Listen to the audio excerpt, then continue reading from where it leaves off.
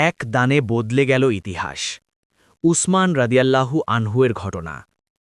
ইসলামের ইতিহাসে এমন এক দান আছে যা শুনলে তুমি অবাক হয়ে যাবে।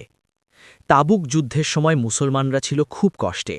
না ছিল পর্যাপ্ত টাকা, না ছিল উট বা ঘোড়া।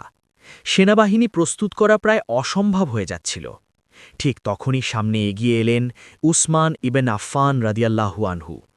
সবাই তাকিয়ে রইল তিনি কি করবেন। তিনি একে একে দান করলেন ৩০০ উট, ৫০টি ঘোড়া আর প্রচুর স্বর্ণ। তিনি থামেননি, বারবার দান করতেই থাকলেন। নিজের সম্পদ আল্লাহর পথে দিয়ে দিলেন নিঃস্বার্থভাবে। এই দৃশ্য দেখে মুহাম্মদ সাল্লাল্লাহু আলাইহি ওয়াসাল্লাম অত্যন্ত খুশি হলেন। তিনি বললেন, আজকের পর উসমানের কোনো আমল তাকে ক্ষতি করবে না।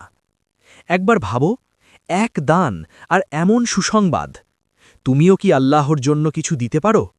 শিক্ষা: আল্লাহর পথে দান করলে তা কখনোই বৃথা যায় না। এরকম আরও সুন্দর সুন্দর ইসলামিক গল্প পেতে আমাদের চ্যানেলটি সাবস্ক্রাইব করুন।